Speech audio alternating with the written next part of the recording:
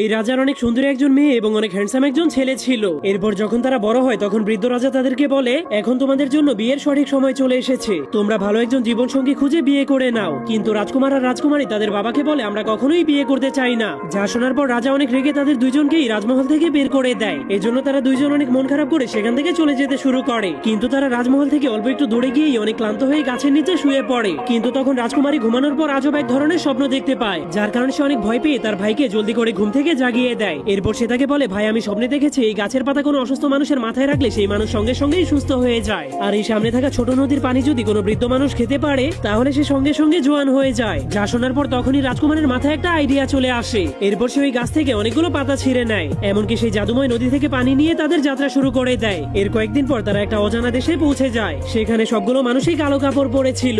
এজন্য রাজকুমার একজন বৃদ্ধ মহিলাকে জিজ্ঞেস করে, আপনাদের দেশে কি হয়েছে? তখন মহিলাটা তাকে বলে, আমাদের রাজকুমার অনেক অসুস্থ হয়ে পড়েছে, এই দেশের কোনো ডাক্তারই তাকে সুস্থ করতে পারছে না। যা শোনার পরেই রাজকুমার তার সেই আইডিয়াটাকে ঘাটানোর জন্য সুযোগ পেয়ে যায়। এজন্য তারা দুইজনই ডাক্তার সেজে তাদের মহলে ঢুকে যায়। তখন রাজা তাদেরকে দেখে অনেক খুশি হয়ে জলদি করে তার অসুস্থ ছেলের কাছে নিয়ে যায়। এরপর রাজকুমারী সেই অসুস্থ রাজকুমারের মাথার উপরে সেই জাদুময় পাতাগুলোকে রেখে দেয়, যার ফলে কয়েক মিনিটের মধ্যেই রাজকুমার সুস্থ হয়ে যায়। এরপর যখনই রাজকুমার সেই রাজকুমারীর চোখের দিকে তাকায় তখনই সে তার প্রেমে পড়ে যায়। এরপর রাজকুমারীর ভাই সেই রাজকুমারকে সেই জাদুময় নদীর পানি খাইয়ে দেয়, যার ফলে তখন সেই রাজকুমারের চেহারাটা চকচক করতে শুরু করে। তখন সে এতটাই খুশি হয়ে গিয়েছিল যে সে রাজকুমারীকে জড়িয়ে ধরে বলে, আমি তোমাকে আজকেই বিয়ে করতে চাই। এই জন্য রাজকুমারী সেই রাজকুমারকে বিয়ে করার সিদ্ধান্ত নিলে তার ভাই তাকে দোয়া করে দেয়। এরপর সে একাই তার জীবন সঙ্গী খোঁজার জন্য বের হয়ে যায়। পরের পর্বে রাজকুমারের সাথে কি হবে তা দেখতে চাইলে অবশ্যই কমেন্টে পার্ট 2 লিখে দিন।